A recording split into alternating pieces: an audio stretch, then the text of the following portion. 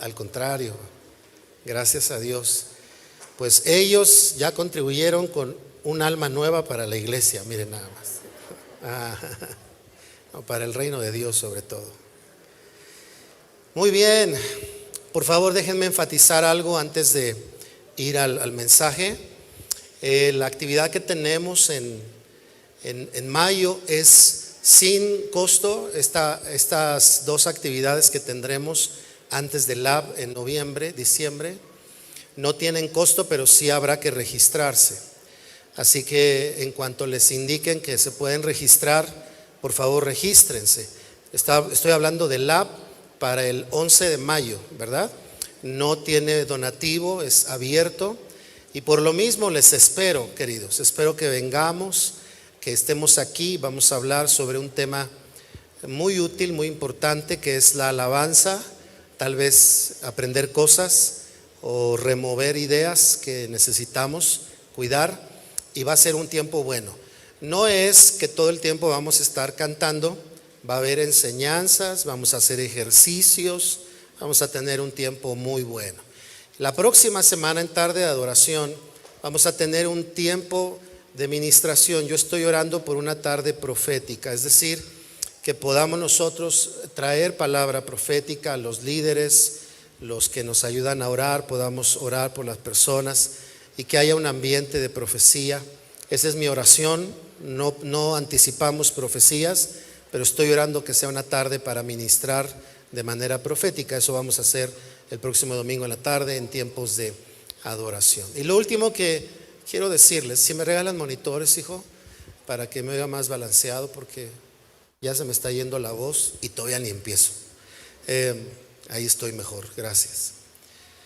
Es que acerca de la ofrenda de por mi casa, sé que lo saben, pero quiero decírselos, queridos. Cada vez que les invitamos, lo único que queremos es animarles a participar, pero jamás, jamás, jamás a poner una carga sobre tu vida, ¿verdad? Dile a alguien, por favor, nadie quiere que lleves una carga que no debes llevar. Dice, nadie quiere. Lo recordamos porque algunos no lo saben. Algunos confunden por mi casa con el proyecto que ya les avisamos que no hicimos, que era hacer una propuesta de compra. Pero sobre todo para mí es importante que el recordatorio sea eso, un recordatorio. No queremos ser cuchillito de palo, decía mi abuelita, ¿verdad? Que cuando tú oigas digas otra vez por mi casa.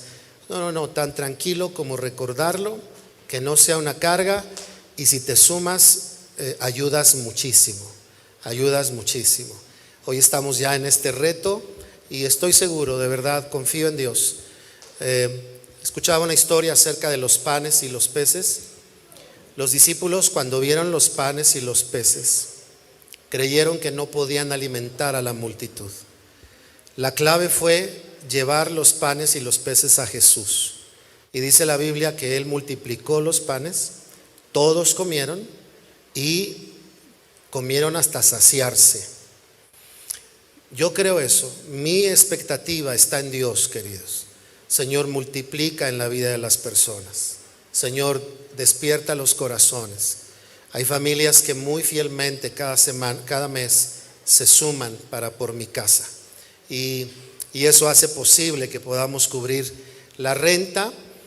Y lo hemos estado haciendo así, como dijimos, lo dijo ya Aramis, desde pandemia. Pero cierro diciendo, no queremos jamás ponerte una carga. Así que vuelve a decirle a alguien, por mi casa nunca debe de ser una carga para tu vida. Díselo, por favor. Díselo.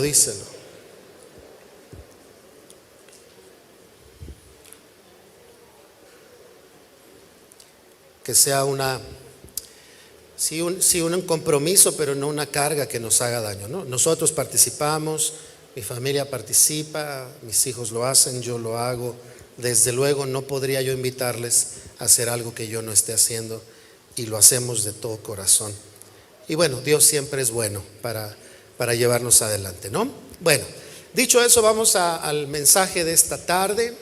Pero antes de hacerlo, dígale a alguien, por favor, qué bien te ves, qué guapo estás. Te hace bien venir a la iglesia, dile. Te hace bien sentarte a mi lado. Mi agua.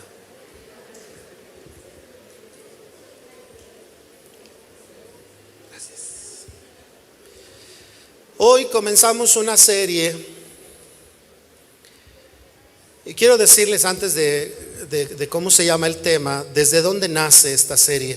Estamos en nuestro énfasis de marcar diferencia. A través de los años, a través de la historia de la iglesia, se marca diferencia entre grupos de iglesias. Hay iglesias que tienen mucho énfasis con personas de niños de la calle. Otros tienen una vocación para alcanzar a darquetos y a punquetos y a estiletos y a panfletos, a todo lo que acabe en etos.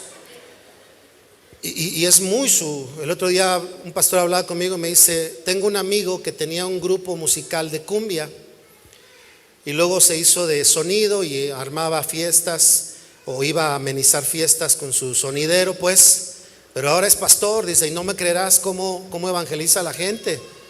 Abre la puerta, pone sus cumbias con puras canciones cristianas o letra cristiana. Y la gente empieza a entrar. Dice, yo cuando entré ya me iba a salir. Dije, me equivoqué del lugar. Dice, y tú ves a la gente ahí alabando a Dios, pero con pura cumbia. Yo no entraría ahí porque a mí no me gusta la cumbia. Yo digo que no es de Dios. No es cierto, no es cierto. Pero a mí no me gusta. Cada quien marca diferencia por la forma en la que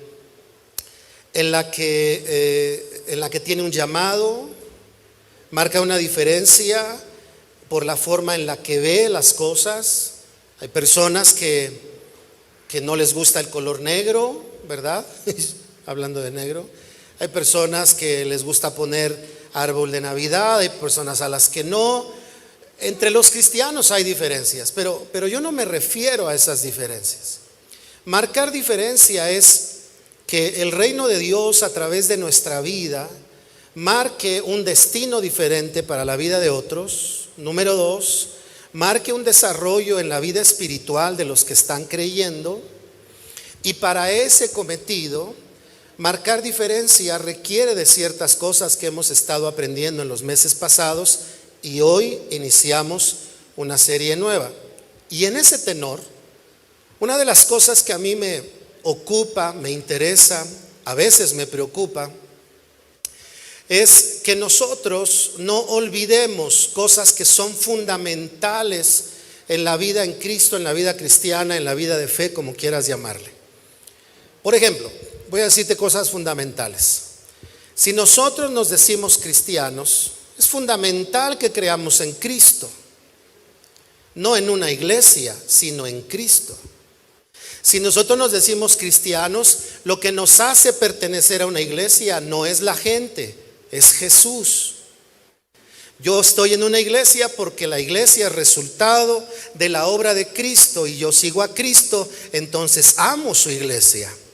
Y por eso hago iglesia en algún lugar. En este caso lo hacemos aquí juntos, pero hay más comunidad aquí en Coacalco, hay más congregaciones. Y dicho sea de paso, todos somos hermanos en Jesús, aunque seamos diferentes. Aunque unos tengan reuniones más largas, más cortas, música de un tipo, alabanza de otro tipo, aunque unos vistan de corbata, sin corbata, todos somos hermanos. Pero ahí hay algunas diferencias. Pero esa no es la diferencia que tenemos que resaltar, sino que nosotros no debemos de olvidar lo que es esencial, que es seguir a Jesús. Los jóvenes no deben olvidar que ir a la iglesia no es porque tengo amigos, es porque quiero conocer a Jesús. ¿Alguien puede decir sí? Ya me estaban preocupando, dije a lo mejor ya se durmieron y apenas llevamos un minuto. El tema es que nosotros no tenemos actividades porque las actividades le dan sustento a las personas, sino que tenemos actividades para recordarle a las personas que su sustento es Jesús, que su vida es Jesús. Entonces hay cosas que no debemos olvidar. No debemos olvidar que venir a Dios es tener una relación personal con Él. Y luego entonces, si tengo una relación personal con Él, lo quiero conocer. Y si lo quiero conocer, lo voy a vivir, lo voy a experimentar. Voy a experimentar, a vivir a Jesús diciéndome sí, a veces diciéndome no. Voy a experimentar a Jesús consolándome, pero también a veces diciéndome: hey, ya basta de tantas quejas. ¿Por qué? Porque estoy queriendo conocer a Jesús. Así que entonces hay cosas que no debemos olvidar. Para marcar diferencia no debemos olvidar cosas. A veces cuando venimos a Jesús, nuestro deseo es conocer a Jesús, pero en el camino nos vamos distrayendo. Ahora ya es el culto, la forma, el que predica, los que hablan, los que hacen que yo tenga interés en la iglesia, y se nos olvidó que se trataba de Jesús, ¿verdad?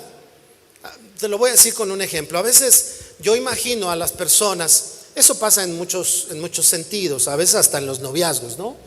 Que cuando llegas a la iglesia ves el rostro de la gente. Yo me he tocado ver mucha gente así con cara de: wow, qué padre lo que estoy oyendo. Traen sus notas, están tomando notas o ahora en su celular, pero están escribiendo y sus ojitos demuestran un interés.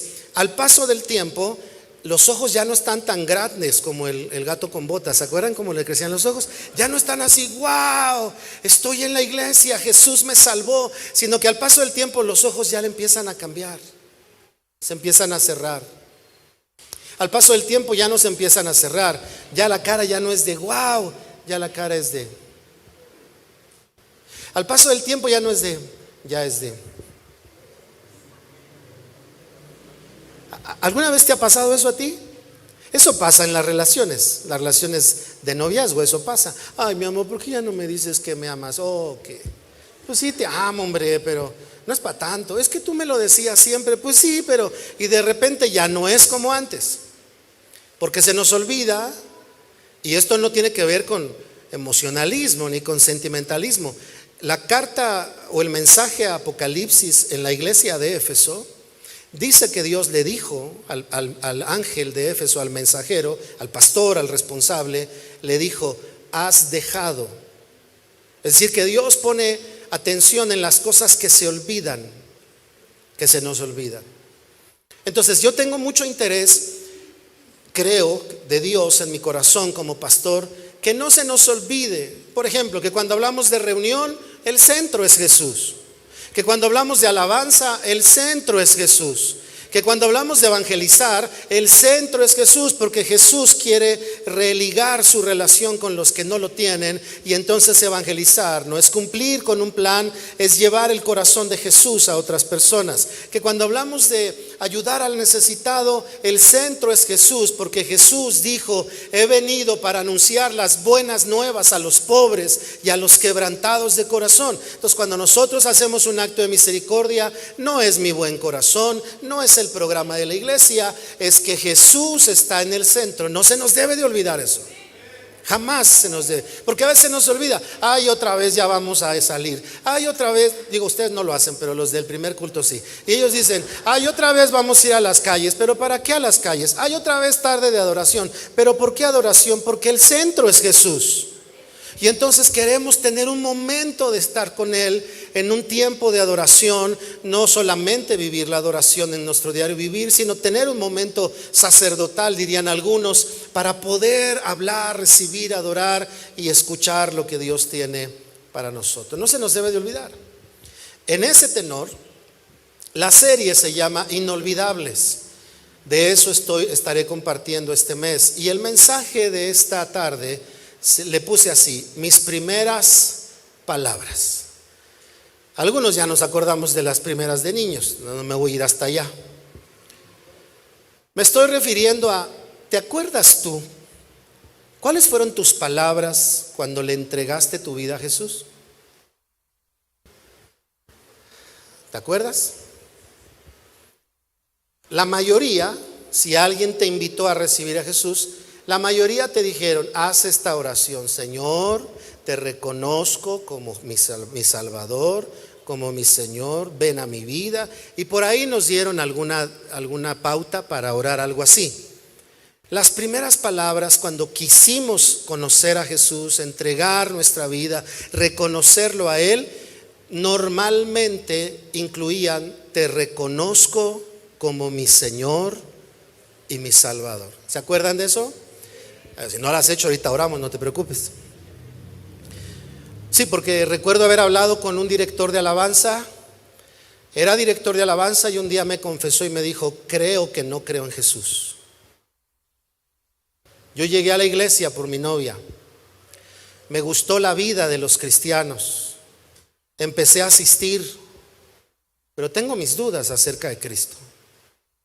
Y honestamente, pastor, creo que no le he entregado mi vida a Jesús. Y dirigí a la alabanza. Nadie voltea a ver a los muchachos, no estoy hablando de ellos. Pero tuvo una experiencia con alguien así. Puede haber personas que están en una congregación, pero tal vez nunca le han dicho a Jesús: quiero que seas mi Señor y te reconozco como mi único y suficiente Salvador. Y esta estampita de San Judas que traigo, ya la voy a sacar, porque no confío en Él para ser salvo, confío en ti para cuidar de mí, Señor. Posiblemente puede pasar. Lo que hoy quiero hablarles, cuando digo mis primeras palabras, si me acompañan, Hechos 9, versículos 1 al 6, dice lo siguiente: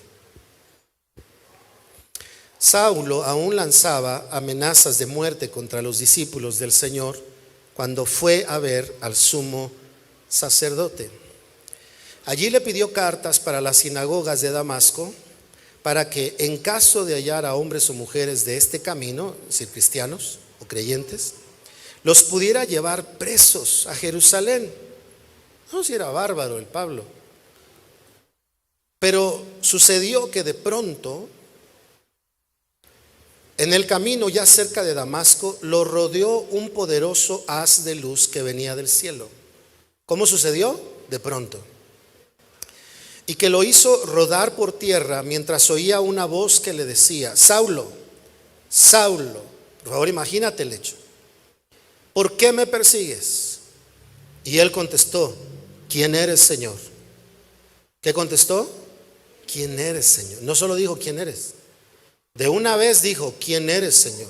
Y la voz le dijo: yo soy Jesús, a quien tú persigues. Dura cosa te es dar coces contra el aguijón. Él, temblando de temor, dijo: Señor. ¿Qué dijo? Luego, ¿qué dice? ¿Qué quieres que yo haga? ¿Cuáles fueron las primeras palabras de Pablo? Las primeras es: ¿quién eres, Señor? La segunda es: Señor, ¿qué quieres que haga? Fueron sus primeras palabras. Dice: y el Señor le dijo: levántate y entra a la ciudad, ahí se te dirá lo que debes hacer. Es decir, ahí se te va a indicar, a mandar, a instruir. No le dijo: entra a la ciudad y ahí tu vida cambiará y serás feliz para siempre. No le dijo: entra a la ciudad y tendrás riqueza y prosperidad porque has creído en mí. No, le dijeron: entra a la ciudad y ahí te diré lo que debes hacer. Queridos, cuando nosotros hablamos de nuestro encuentro con Jesús, nuestra experiencia con Jesús, no debemos olvidar de qué se trata ese encuentro. Jesús no vino a la tierra para ofrecer riquezas y bendiciones extravagantes, aunque Dios lo hace, porque Dios es bueno y es poderoso. ¿Cuántos han sido bendecidos por Dios? A ver, díganme. Claro, Dios lo hace, nos bendice, nos guarda.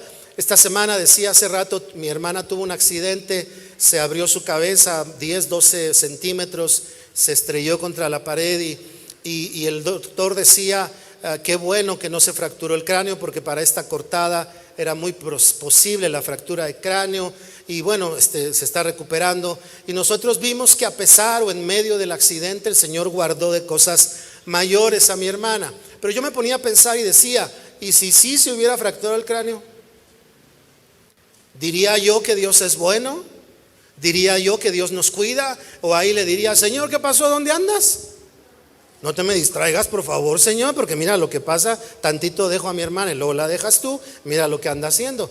Y de pronto cambiamos el panorama, tal vez olvidando de qué se trata el creer que Dios es bueno. Que Dios es bueno no significa que te den un mejor trabajo, aunque Dios te permite ser bendecido. No significa que tengas un negocio próspero, aunque Dios te prospera. Pero eso no es que Dios es bueno. Dios es bueno en que no nos dejó ir a la muerte eterna y trajo vida por medio de Jesús su Hijo, y hoy tenemos reconciliación con Él y tenemos promesa de vida eterna. Y ahí descansa la bondad de Dios. Descansa la bondad de Dios en que aunque nosotros somos infieles, Él permanece fiel. La bondad de Dios descansa en que hace salir el sol para buenos y para malos, para justos y para injustos. La bondad de Dios descansa en que Él no nos paga conforme a nuestros pecados, sino siempre obra de acuerdo a su misericordia y a su justicia.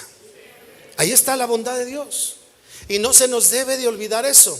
Ahora, en este contexto, cuando hablo de mis primeras palabras, es porque no debemos olvidar que cuando venimos a Jesús, le dijimos: te reconozco como mi Señor y mi Salvador. Entonces es muy bueno recordar qué significa eso. Porque si nosotros pensamos que reconocer a Jesús como Señor solo es en una vía, que me da Él, que me trae Él, que hace Él por mí, se nos está olvidando la otra parte. La parte en donde la relación es recíproca. ¿Qué significa cuando tú y yo le hemos dicho a Él: quiero que seas mi Señor, te reconozco como Señor? Porque les decía al principio, me preocupa que la iglesia olvide eso en el camino, y que cuando oramos solo se trate de nosotros y se nos olvide decirle: pero no se haga mi voluntad, sino también la tuya, Señor. Hoy en día veo que la gente puede hablar con mucha alegría de algo que Dios les contesta, que tenía que ver con lo que ellos querían. ¿A quién no le va a dar gusto? Pero no escucho a mucha gente diciendo: no es lo que esperaba, pero es lo que Dios quiere, y esto es lo que voy a hacer. ¿Me explico? No estoy hablando de que seamos, de que acuñemos espiritualmente la frase: pégame pero no me dejes, Señor, trátame mal, yo te voy a seguir. No estoy hablando de eso. Pero sí me preocupa que la iglesia, no hablo de ustedes, la iglesia en general, de repente se olvide de sus primeras palabras: Señor, ¿qué quieres que haga? Y vivamos una vida decidiendo nosotros todo el tiempo. ¿Me explico?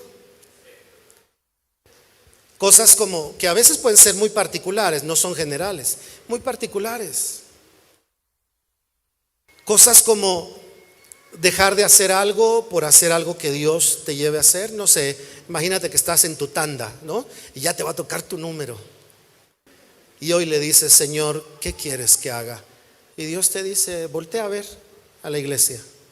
Y Dios te pone a alguien: a ella, ofréndale tu tanda. Ah, no. ¿A poco eso es seguir a Jesús, pastor? A ver, explíqueme. A mí me dijeron que Él me iba a bendecir, no que me iba a pedir. No, es que se nos olvida que le dijimos: te reconozco como mi Señor. Y va a haber momentos en la vida en que vas a recibir tu tanda. Es un ejemplo, ¿verdad? Nadie tiemble si estás en una tanda, tranquilo.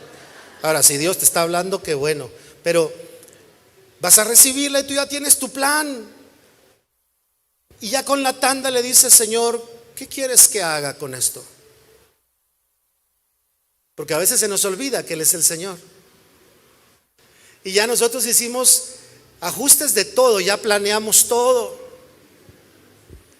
Imagínate que tú estuvieras haciendo tus vacaciones y Dios te dijera: esto es lo que quiero. Regálale tus vacaciones a alguien que tiene tiempo que no ha salido. Ah, no. Eso ya es fanatismo, pastor. ¿De verdad? Estoy poniendo un ejemplo. Nadie piense que estoy hablando de eso. Es un ejemplo. Es decir, que cuando le decimos nuestras primeras palabras, deberíamos de mantenernos ahí el resto de nuestros días en nuestra fe cristiana. Pero en algún momento nos llega a pasar. A mí me ha pasado. De repente yo pienso que soy el Señor. Y yo le digo a Dios: traigo esto, Señor, bendícemelo, por favor. En lugar de decir: Señor, ¿esto es lo que quieres? Y si Él me dice: no, no quiero eso. Entonces pues no te pido tu bendición porque no lo quieres. ¿Me estoy explicando? Porque todo lo que es de Dios va a tener su bendición. Ni siquiera necesitas pedirla, Él la va a tener. Si nosotros no olvidamos nuestras primeras palabras: te reconozco como mi ¿qué? Otra vez, mi Señor y mi Salvador. Una pregunta buena para todos nosotros hoy es: ¿cómo estamos viendo eso? Hoy, como pastor, se los digo, queridos, me toca escuchar a mucha gente decidiendo, mucha gente haciendo, y claro, somos libres para hacerlo, pero me preocupa no escuchar. He buscado a Dios, le he pedido a Dios que me dirija, he estado orando por largos días por este tema, y esta es la dirección que Dios me preocupa eso. Me preocupa que si salió el sol por el otro lado, entonces es una señal de que me mueva para la derecha. Que si el América perdió, es señal de que renuncie al América. Que si, entonces la gente seguía por todo, menos, no hablo de ustedes, hablo de la gente en general, por el señorío de Dios. ¿Qué es haber recibido a Jesús como Señor de acuerdo a nuestras primeras palabras? Te voy a decir 3 cosas que quiero dejar en tu corazón como una referencia. Lee conmigo Mateo 11:28. Dice: luego dijo Jesús: vengan a mí todos los que están cansados y llevan cargas pesadas, y yo les daré descanso. ¿Cuántos agradecen a Dios por eso? Él nos da descanso. Pero el versículo no acaba ahí. Dile a alguien: ahí no acaba, hermano. De ahí kirisi, my friend, dile. Después de decir eso, Jesús dice: pónganse mi yugo. Qué interesante es: dame tu carga, pero ponte mi yugo. Déjenme enseñarles, porque yo soy humilde y tierno de corazón, y encontrarán descanso para el alma, pues mi yugo es fácil de llevar y la carga que les doy es liviana. Aquí Jesús estaba hablando de la religiosidad que había en su tiempo, y los religiosos estaban poniendo cargas pesadas a las personas. Todo el tiempo era no, no, no, en lugar de hablarles de la vida. Si tú ves la Biblia, Jesús jamás habló de fiestas, jamás le dijo a la gente: no hagan fiestas, no vayan a fiestas. Él iba a fiestas, él iba a bodas. Por eso le decían que era, por un lado, gorrón, por otro lado comedor, y por otro lado bebedor. Él estaba ahí, pero los religiosos habían puesto una carga muy pesada en la gente, y Jesús viene y les dice: yo vengo a darles una carga que es ligera. Sí, hay que llevar una carga, pero no es la carga de la religiosidad, sino es la carga de mi reino sobre de ustedes y de mi voluntad sobre de ustedes. Y luego les dice: mi carga es ligera y mi yugo es fácil. Es decir, que cuando llevamos su carga, entonces será ligero y será fácil. Por eso cuando Él nos dice perdona y llevamos su corazón, es fácil. Cuando no, entonces es pesado. Pero ¿cómo voy a perdonar? ¿Qué es lo que estoy diciendo? Aquí dice: déjenme enseñarles. Cuando le dijimos a Dios: sé mi Señor, significa o implica, entre otras cosas, que debemos aprender de Jesús. Necesitamos aprender de Jesús. Está bien que escuches a oradores y que escuches a predicadores, y está bien que escuches a personas expertas en su tema, el liderazgo, administración de empresas, diseño, lo que sea, está bien. Pero para la vida en el reino, de quien tenemos que aprender es de Jesús. Y para eso tenemos la Biblia y el testimonio del Espíritu Santo en nosotros. Así que entonces, cuando nosotros le dijimos a Él: te reconozco como mi Señor, número 1, podemos pensar que significa: voy a aprender de ti. ¿Se acuerdan que el apóstol Pablo alguna vez hizo mención de esto y dijo: imiten a Jesús? Él se despojó a sí mismo y se hizo humilde ¿hasta dónde? Hasta la muerte, y muerte de cruz. Y luego dice: por eso su Padre lo exaltó hasta lo alto. Hoy la gente quiere ser exaltada, pero para que haya exaltación primero tiene que haber renuncia. ¿Me explico? Tiene que haber renuncia. Así que, queridos, nuestras primeras palabras: Señor, te reconozco como tal en mi vida, es: quiero aprender de ti. Cuando era niño me enseñaban mucho esta frase mis maestros de escuela dominical: cuando vayas a hacer algo, pregúntate, ¿qué haría Jesús? Y se vuelve una frase muy simple, ¿no es cierto? Que algunos dicen: ya, bájale, Jesús todo el tiempo. Pues es que de Él quiero aprender. Por favor, imagínate a Jesús en el transporte público, cansado, sentado en un asiento ahí, y se sube una señora, una mujer, o se sube un anciano. ¿Te imaginas a Jesús haciéndose el dormido para no dar el lugar? Y que luego alguien le diga: es que estaba en el Espíritu orando con el Padre. No, yo me imagino a un Jesús atento, caballeroso: siéntese por favor, señora, o siéntese por favor, señor, aunque es que fuera un anciano. ¿Te imaginas a Jesús manejando? ¿Te imaginas a Jesús manejando en un disco que dice alto? Seamos honestos, ¿cómo te lo imaginas? En el nombre del cielo, ¡pum!, se pasa.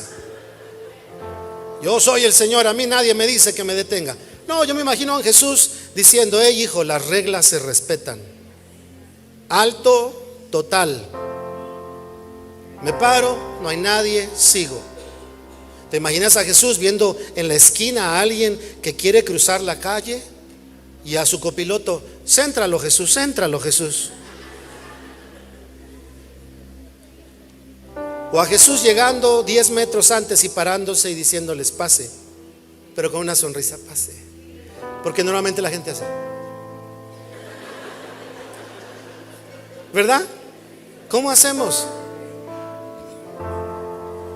Como si te estuvieran haciendo un qué. Si hasta por reglamento deberían de pararse. ¿Te imaginas a Jesús, esposa, esperando a alguien de regreso, al esposo? ¿Cómo te imaginas a Jesús esperando al amigo de regreso? Tan así que cuando les dijo a sus amigos: hey, estoy afligido, voy a orar, ahorita regreso. Y regresa, ¿y cómo estaban? Dormidos. Y Él les dice: ¿cómo? ¿No pudieron orar conmigo? Es que Jesús estaba diciendo: si ustedes estuvieran en agonía, yo no estaría durmiendo, estaría orando por ustedes. ¿Te imaginas a Jesús? Decirle: tú eres mi Señor, es aprender de Él. Y Jesús, algo que nos enseñó cuando oró en el huerto de Getsemaní es: Señor, este es mi plan, esta es mi idea. Si es posible que las cosas no sean como se han planeado, y después ora: pero no se haga mi voluntad, sino la tuya, Señor. Porque hoy en día queremos aprender de los exitosos, queremos aprender de los que más han logrado, de los que más dinero tienen. Pero tú y yo, que le dijimos a Jesús: sé mi Señor, se nos debe olvidar que de Él tenemos que aprender. Tenemos que aprender a veces a soltar, a veces a cuidar, a veces a pelear, a veces a lo que sea, a perdonar, a veces a decir sí, a veces a decir no. Termino. Siguiente pasaje, Mateo 16,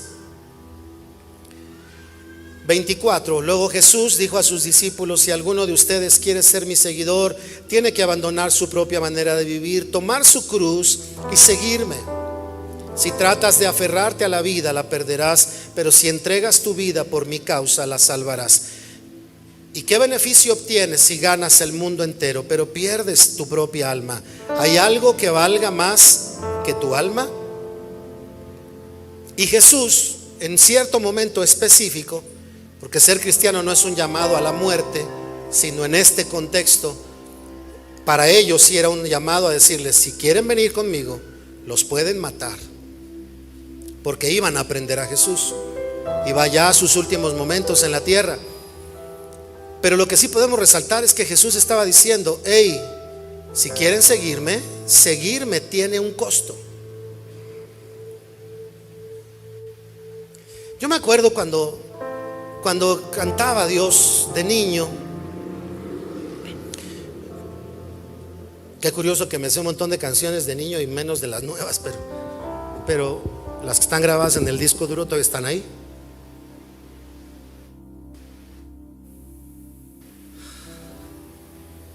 Y había canciones muy sencillas. Uy, creo que me la dejaron de babero.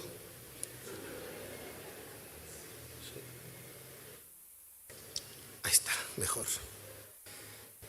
Por ejemplo, miren, había una canción que decía: amarte solo a ti, Señor. ¿Se la saben? Amarte solo a ti, Señor. Está bien difícil. Amarte solo a ti, Señor. Y luego dice: y no mirar atrás, seguir tu caminar, Señor, seguir sin desmayar, Señor, postrado ante tu altar, Señor, y no mirar atrás, seguir tu caminar, Señor, seguir sin desmayar, Señor, postrado ante tu altar, Señor, y no mirar atrás. Esas canciones te hablan de una decisión, te hablan de una lealtad, ¿verdad? ¿Qué dice la canción? No desmayar. Que me dejó Juana, yo sigo adelante, Señor. Que a mi oración dijiste no desmayo, Señor. Que las cosas no pasan como yo quiero, no desmayo, yo sigo tu caminar, Señor. Porque Jesús estaba diciendo: si ustedes entran en una relación conmigo, eso es lo que me preocupa, que a veces pensemos que la relación con Dios es solo de allá para acá y se nos olvide que también es de aquí para allá. Te honro, te amo, te sirvo, te busco, te adoro, te entrego mi vida. Que no se nos olvide eso. Cuando le dijimos: Señor, te reconozco, también le estábamos diciendo: te voy a seguir. Primero, voy a aprender de ti. Segundo, te voy a seguir. Aunque seguirte signifique tomar mi cruz, ¿verdad? Imagínate que tú llegas, te peleaste con tu esposa y tú dices: no puedo yo demostrar debilidad porque ella es la que tiene que pedirme perdón. Y Jesús te habla al corazón y te dice: no se trata de quién pide perdón, se trata de que hagas las cosas correctas. Entonces te pone una cruz para que claves tu orgullo y para que claves ahí tu sentimiento de superioridad, y ella es la culpable, él es el culpable, y el Señor te dice: si me sigues, toma tu cruz, clava tu orgullo y arregla las cosas. Que no se nos olvide que seguir a Jesús es eso. Hay una frase por ahí que no sé si la dijo Gandhi, alguien la dijo. Dijo: me gusta su Cristo, pero no me gusta su cristianismo.